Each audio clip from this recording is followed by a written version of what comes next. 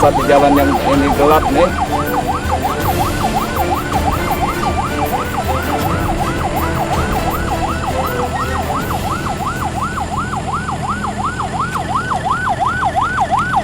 Yang jelas di Lubuk Linggau ini kan sudah ada tim relawan pemakaman dari Kodim, Polres maupun Satpol PP. Nah, tadi malam kebetulan giliran kita yang memakamkan ada salah satu pasien dari Rumah Sakit Siti Aisyah.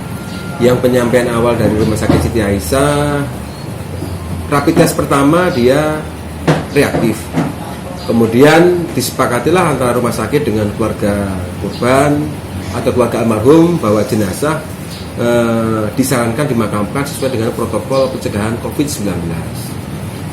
Kami selaku petugas dari Polres Lubuk Linggau, selaku relawan yang bertugas giliran memakamkan, kami memakamkan yang bersangkutan dengan protokol COVID-19 karena berangkat dari Rumah Sakit Siti Aisyah sudah meminta dan menyarankan dengan pemakaman protokol COVID-19 dan disetujui sama keluarga almarhum.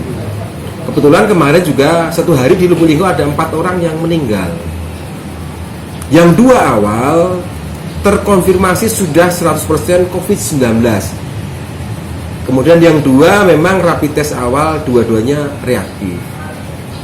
Jadi kemarin saya sampaikan kepada teman-teman bahwa satu hari kemarin di Lubuk Linggau itu ada 4 orang yang meninggal. Jadi pada kesempatan ini saya juga mengajak kepada masyarakat. Jadi warga masyarakat yang saat ini berada di Lubuk Linggau, mari sama-sama kita jaga pencegahan penyebaran COVID-19. Kemudian kalau memang ada keluarganya yang terkonfirmasi ataupun positif dan sebagainya, mari sama-sama kita sepakati kita makamkan dengan protokol COVID-19. Karena apa?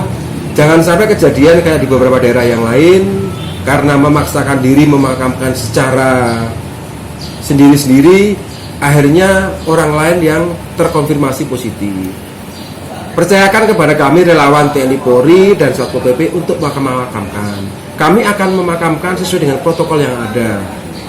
Bisa silahkan dilihat, silahkan ditungguin bagaimana cara kami memakamkan. Kami pasti akan mengedepankan sesuai dengan agama yang teman-teman yang meninggal anut.